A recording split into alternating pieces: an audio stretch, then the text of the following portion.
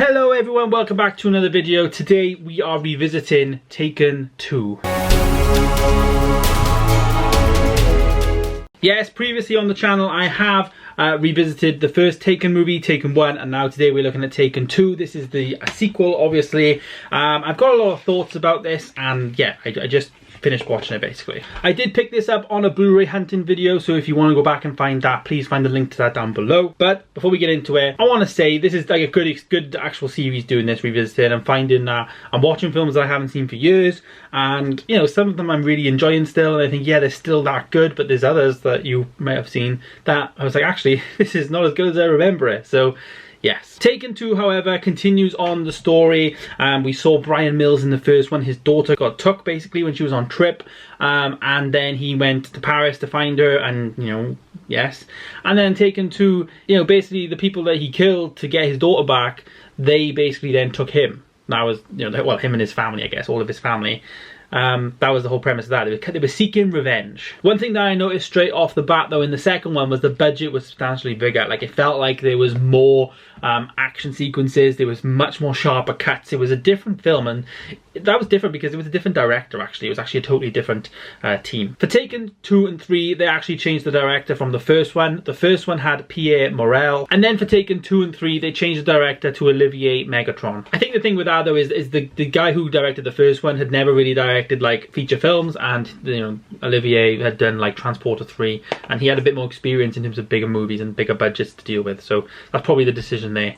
But the sequel, all in all though, I thought it was okay. It wasn't, for me, I don't think as good as the first one. Like, the first one really brought back a lot of memories. Like, it was one of the only films that I just remember watching and just thinking, wow, like, this is insane. I think one of the biggest differences between the two, and I know I'm not really comparing in this video, I'm revisiting this, but one of the things I did notice is this is a 15 and this was an 18, and straight away I noticed, you know, there was much more gore in the first one than the second one, and the second one just didn't really have that like grit and that I guess depth in terms of who Bryan Miller was, in terms of his backstory and that. You know, he's a dark person.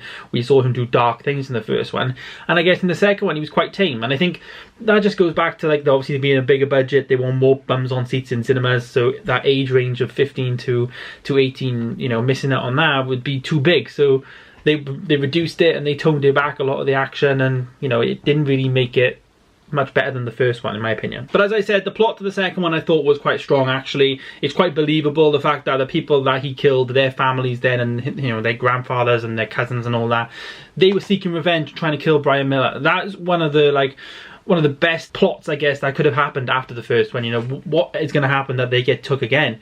You know, what's going to happen? What's the chances? But it was quite believable, actually. I will give them that. I kind of didn't know what it was. I just remember thinking that his wife got took, and I was thinking, okay, so his daughter got took in the first one, and his wife got took in the second one, you know. But no, it was actually the whole family, and there was a reason behind it because it was directly linked to the first one. So it did make sense, the plot, so props to that. But for me, though, I'm going to give this movie a 6 out of 10. Like I said, I thought the plot was good. I just feel like it was too short. It was only like 88 minutes or something. It was too fast paced, and it just didn't really have the same flavour that the first one had. Granted, the plot was quite good in terms of it did follow on as a good sequel, but I just don't think it held that strong in comparison to the first one. But yeah, this is still a solid sequel plot wise, and you know, Liam Neeson did a fantastic job in this film, as did Maggie Grace, and well, the whole cast really. They were really good in this film. So there it is. There is my revisiting of Taken 2. Stay tuned though for the next one. I'm obviously going to be picking up Taken 3 in an upcoming Blu-ray hunting video, as well as then obviously revisiting Taken 3, and then we'll be doing the ranked video where we'll be ranking 1, 2 and 3, and we'll rank them, and yeah, that's great stuff. Don't forget to subscribe though, guys. Thank you so much for watching, and I'll see you in the next one. Goodbye.